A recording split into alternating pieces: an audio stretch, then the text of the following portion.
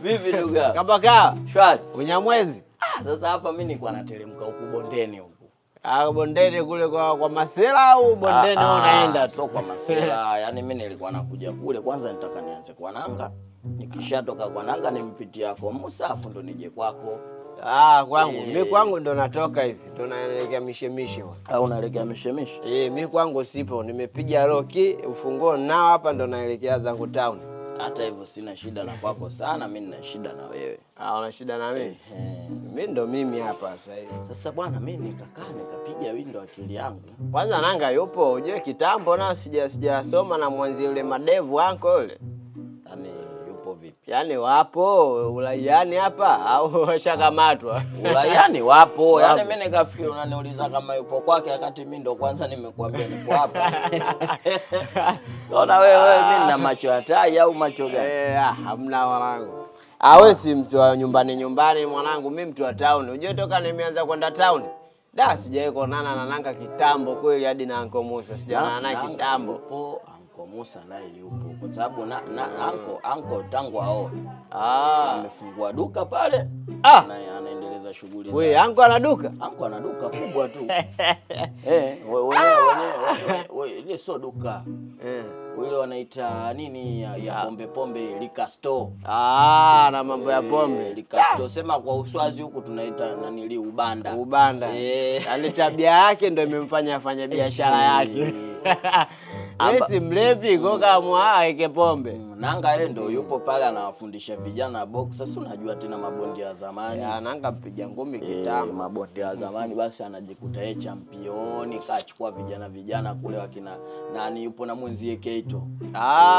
Kocha yule mwenzie kocha msaidizi. Kwa kachukua wale vijana bondeni kule wale wauni wa huku hivi ndio anawafundisha. Hapo asija akapiga ngumi mwisho wa siku si aturudi saa 8 za usiku tunakula boxing tunachukulia vitu vyetu. Sema ngoja bana basi mimi niwae kazini. Ngoja basi. Tutaongea nikupe detail hapa. Afu tujue tunasaidiana vipi. Unaona bwana mimi kuna mchakato huu nimeufikiria na nimepiga window akili yangu. Nimeona kwanza nianze na vijana wenzangu. Niwashirikishe hili jambo. Baada hapo tujue tunafanyaje. Vijana ndo sisi kama unavyojua. Licha ya kukaa mtaa mmoja sisi tumesoma pamoja. Mimi wewe Nanga Uncle. Umeelewa? Nakumbuka wewe toka tumekutana la pili mwanangu mpaka tunamaliza la 7. Mpaka leo hii. Leo hii tumekuwa na maisha fulani ya Kifilipino au Korea. Unaonaga vile vitoto vinakuwa hivi pap. Papa Mungu akabless form 1 tukaenda wote shule moja. Kweli marafiki fulani ambao tulishibana sana kabisa.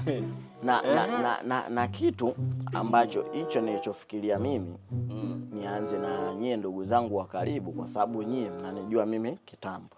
Baba, tunakujua kitambo. Siwezi nikamfuata eti mtu baki leo nikaanza kumwambia eti ipo hivi hawezi akaanza kuelewa. Hawezi kuelewa. Unataka kuoa ndugu yangu ndo tupige matarumbeta au vipi? Mambo ndo haya mimi nimeacha kwanza. Tangu yule nani Nasla Aletemeausha. Mimi mwanangu sasa hivi nimetulia kweli kweli. Yaani tena. Mwanamke namuona moto. Hamna, uje kuna time moja changamoto tu zinapitaga tu sio kwamba utakayempata mpya ana tabia ile ya yule wa zamani. Hamna. Inabidi utulize ubongo. Lazima utulize ubongo. Ndio maana muona mimi miaka yote niko mwenyewe. Mimi niko mwenyewe tu. Wewe bado upo mwenyewe hujaweka? Niko mwenyewe sijamweka mtu yote pale. Sina huo muda. Sasa wewe unajua mimi shuleni nilikuwa monta. Nakumbuka nilikuwa naongoza pale. Nikatoka hapo nikawa kiranja mkuu wa shule. Nakumbuka. Umesoma tumetoka baada ya kumaliza shule maisha haya mtaani shaikuwa captain. Bwana wa timu. Nakumbuka timu yetu. Nikana naongoza pale. Umeona bwana kafikia ile kipindi hiko cha sijui vijana sijui viwawa sijui vinini bwana nikapata uongozi fulani hivi.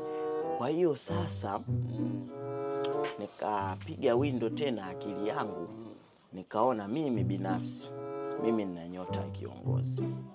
Ulikuwa una nyota toka shuleni mpaka mtaani kwa captain kwenye timu. Nyota ulikuwa nayo ndugu yangu. Yaani nyota ya kiongozi mimi nayo. Na yaani usikute mimi nilizaliwa kuwa mtu fulani kwenye nchi.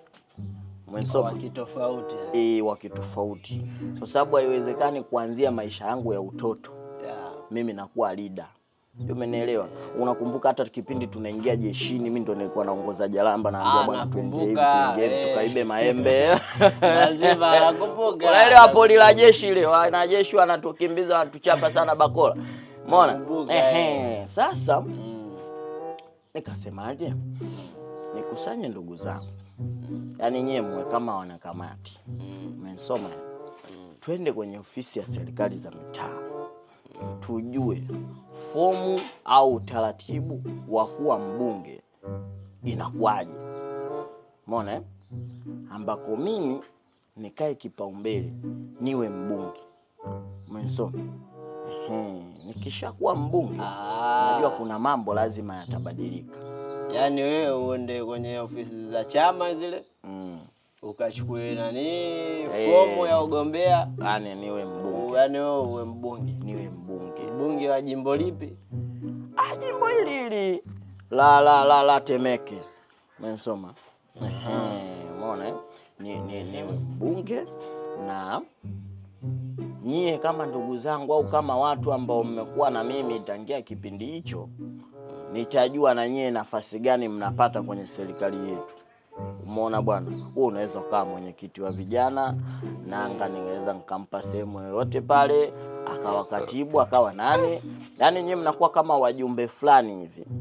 Ila tuanzishe mapambano ya kusema tunatoka sehemu fulani kwenda sehemu nyingine. Sasa ndugu yangu, kitu kimoja. Ujue uongozi sio kama Big Bomb. Umeenda dukani umenunua Big Bomb, umefungua maganda, umeinyonya ule utamu, baadaye nakuja na geuka bablishi unatafuna. Ukishatafuna unatema. Au ugombea sio kama chungwa. Unasema unanunua unalimenya, linaisha unakata unakula utamu nini ile unatupa.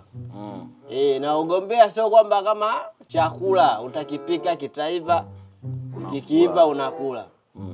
Yaani ugombea huko hivyo. Sasa sijaelewa wewe akili yako imewaza nini mpaka ndio ukachukue fomu wewe uje kuwa mbunge wa jimbo hili la Temeke. Kwanza kwa upande wangu mimi naona nijitoe. Mimi najitoa mapema, sitoshirikiana naye kitu chochote. Kwa sababu wewe uweze kuleta uchizi ambao shuleni eti umekuwa kiongozi shuleni, umekuwa kiongozi mtaani kwenye mpira, umekuwa kiongozi sijui wakati tumeenda depo. Yaani uweze ukatanua akili yako ikawa eti kubwa, eti wewe ukaa mgombea wa ubunge. Jose, wewe una elimu gani ya kugombea ubunge? Labda nikuulize hivyo, wewe una ugombea gani au una akili gani ya kufanya huo ugombea wako wa ubunge ukawa sahihi katika maisha yako? Wewe uone kama unaenda kujitafutia kitu ambacho hakipo kabisa katika maisha yako. Hii akili wewe umeitoa wapi bwana? Au baada ya kutangaza sasa watu waende wakachukue fomu wagombee na wewe ukaona uende tu kama kielele wa nchi hii? Maana wewe umekuwa kama kielele wa nchi hii, uende ukagombee ubunge. Yaani wewe uwe mbunge. Kwanza wewe uweze kutuongoza katika katika ubunge wako. Sasa mbona kama sidhani kama unaweza kuwa kiongozi bora. Naona ushirikiano wako. Ushirikiano wapi Jose? Ulivyoniambia mimi unaenda bondeni nikajua kabisa unaenda kwa masela. Hizi zitakuwa bange zinakuchanganya wewe ubongo wako. Wewe usifikiri ubunge kama maharage umeabandika tu, umeaipua ameiva, umeyasonga, sijui umeyapika, unasonga na ugali unakula. Huo utaila. Basi mimi ngoja nikaongea na kina Nanga na Anko Musa. Wewe labda ongea nao wao. Ni watu wafupi mnakuaga ni wabishi na kupinga mambo mengi. Umesikia? Jose? Kiamu.